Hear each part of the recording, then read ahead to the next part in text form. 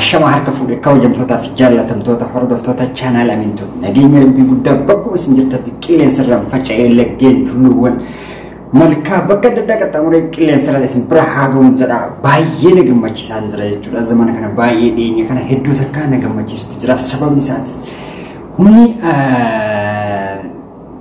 Oromiyaa keessatti daran waboon gara adda addaatiin bakkoota adda addaatitti eebbifamni isaa akkuma itti fufetti jira jechuudha. Har'as Oromiyaa keessatti inumayyuu kan duraatiin adda kan ta'etti jechuudha. Haala adda ta'een jechuudha. Kan uummata naannolee jaarsolee naannolee dabalatee jechuudha. Jaarsolee naannoleetis dabalateetiin warra achi keessa jiran warri ergamtuu mootummaa achi keessa gandichisan keessatti argaman hedduun isaanii kan shororkaa keessa galanii jiran humni mootummaa gadhiisee bahuudhaan waraanni adda bilisummaa Oromoo guutuutti qabachuun isaa baay'ee takkaa nu gammachiisaa dhufee jira. Nu gammachiiseetti jira jechuudha. Inumaayyuu waraanni adda bilisummaa Oromoo urga hundeeffamee baroota dheeraadhaaf qabsoo irra turus kan bara kanaa inumaa adda jechuudha. Jijjiiramni inni fidaa jiruu fi jijjiiramni inni fidee kallattiidhaan argaa jirus suuraanis ta'ee suur-sagaleen viidiyoolee adda addaallee argaa jiru qabataman argaa jiru kan duraa irraa kan bara duraanii bara haasawoota dura dabranii irraa jijjiirama guddaa fi jijjiirama isa guddaa fi guddaa galmeessisaa jira. Galmeessisees ture ammas galmeessisuudhaaf ta'a jechuudha. So haa ta'uti garuu keenyumatu keenya kan Oromaa duraan Ormi kun abbaan of dhahee ufin hambisu jedhama mitiire malee qabsoo akka ammaa adda bilisummaa Oromoo yookaan woboon bosona keessaa gaggeessaa jiru kanatti qabsoo bara mootummoota dabranii osoo haala kanaan itti xiyyeeffatamee haala amma jiru kanaan naannolee Oromiyaa hunda keessatti haala amma babal'ataa jiru kanaan duraanis kan babal'ataa ture ta'eeti hangana ittiin cimu ture jechuudha. Amma garuu kenna kan aangoo irra jirus maqaaf kenna kan mootummaa kana deeggarus fakkeenyaaf akka obboleessi kiyya yoo ta'e obboleessi kiyya mootummaa kana deeggara yoo ta'e adda bilisummaa Oromoo deeggara yoo ta'e bakka an jiraadhu yookaan maatii kiyyarraa yookaan namoota naannoo irraa odeeffannoo kiyya mootummaaf laata jechuudha. Kan duriitiin amma wal addallee garuu bu'aan isaallee kan durii caalaa gaariidha. Wal miidhumsatti yoo kan kaamu ta'es kan durii caalaa wal miidhuu dandeenya jechuudha. Kana jechuun fakkeenyaaf duraan mootummaan sabaan Oromoo hin ta'in kan aangoo irra jiru yoo ta'e mootummaan sun sabaan Oromoo miti. Akka maatii kiyya keessaa namni tokko yoo woboo dabalame maatii kana yoo namni sagalee isaaniif ta'u ergamtoon isaanii akkasitti yoo ittiin gaammanii akka ammaa kanaa wal addaa jechuudha. Amma garuu kan dhaaba irra jiru kan muummicha ministeeraaf hin jiru Oromoo waamataa Oromoo bakka bu'aa Oromummaadhaan duraanis bakka kana qabatee haala kanaan amma garuu golballeessuu fi golkaasus yeroo itti danda'aman yeroo kana jechuudha. Golballeessuu yoo ta'e woo akkaman isaan yaadan san irraa hubatanii irraa baratanii qabsoo gara faallaa isaan oofaaraa jiraachuu beekanii lubbuu namoota hedduu gaaga'aa jiraachuu kana hubatanii waan gadhiisaa dhugongumaan fakkaatu namichi jechuudha. Inuma karaan takkatti tanaan gara siyaasaatiin namni siyaasaan kallattiin karaa lolaatiin addatti karaa nagaatiin akka obbo Jawaar Muhammad duraan itti hoogganaa uummataan deebisanitti karaa saniin namni karaa qabsiisee uummataan yookaan nuun deemaa jiru hin jiru jechuudha. Haalli ulfaateetiin jira. Haala fakkeenya namoonni aktiivistoonni gurguddoonis kan isaan Jawaar irraa fudhatan karaa cufu gabaa lagachuu tanuma lamaan qofa fudhatan. Garuu Jawaar sistama hedduu sistama dhibbaaf meeqaa oli jechuudha kan inni qorateetiin jiru karaa nagayaatiin qabsoon alatti lolaan alatti karaa nagayaatiin garri mootummaa tokko ittiin kuffisuu danda'an gara dhibbaaf wayii ol karaa tartiibaalee hedduu jechuudha qorateetiin kan harkaa qabu ture jechuudha. Inni ifas baasee miidiyaalee adda addaa irratti dubbateetiin jira. Just kan nuti keessaa qabanne nuuf kasalphatu karaa cufu gabaa lagachuu kana lamaan qofa kanaa miti jechuudha. Qabsoon isaatiin inni kan jiru mana hidhaa keessa jira. Qabsoo karaa nagahaatiin namni akka isaatti saba hoogganeetiin deemaa jiru baay'ee argamaa hin jiru. So namni akka Jawaar irratti namni hundatu walii gala.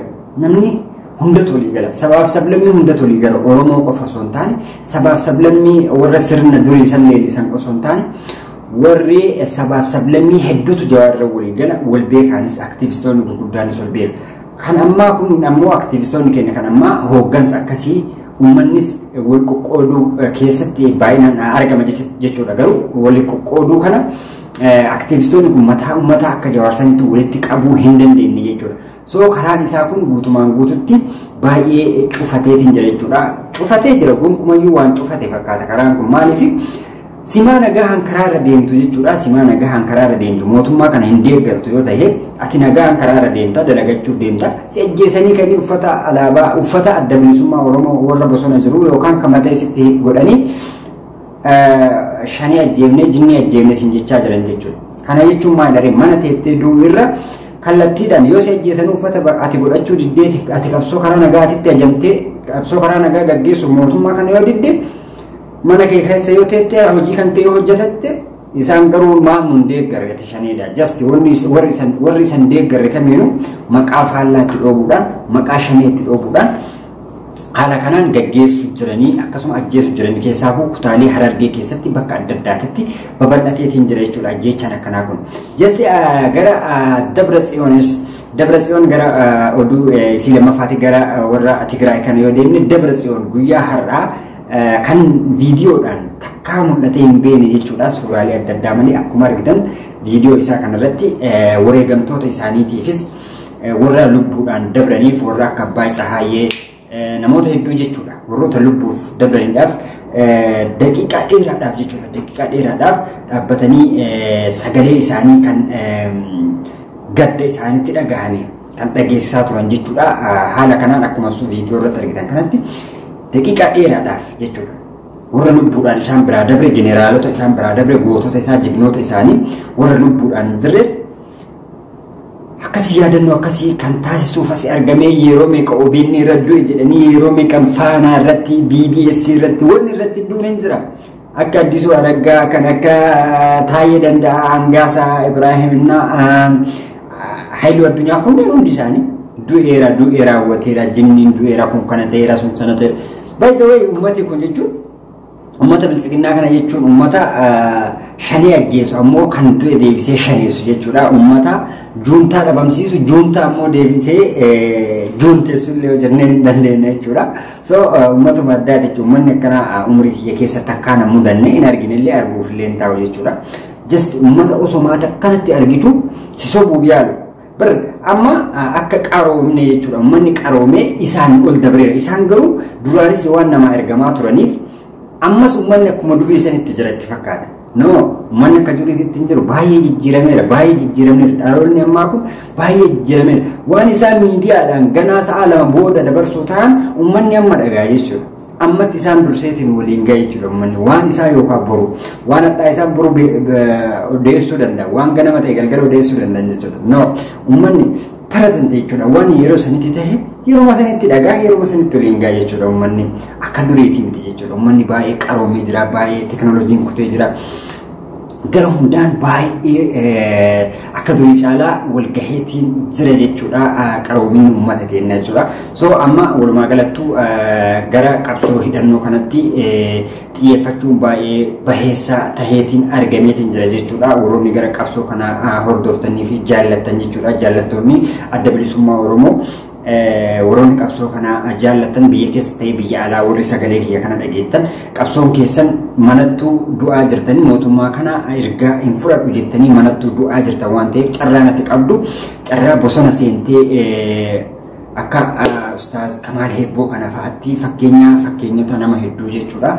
Tahuu danda'uudha qabna jechuudha. Warri biyya alaa keessa jirus waan danda'u nama isin bira dhaabbatu woboo bira dhaabbachuun dirqama keenyaa fi dirqama keenya jechuudha.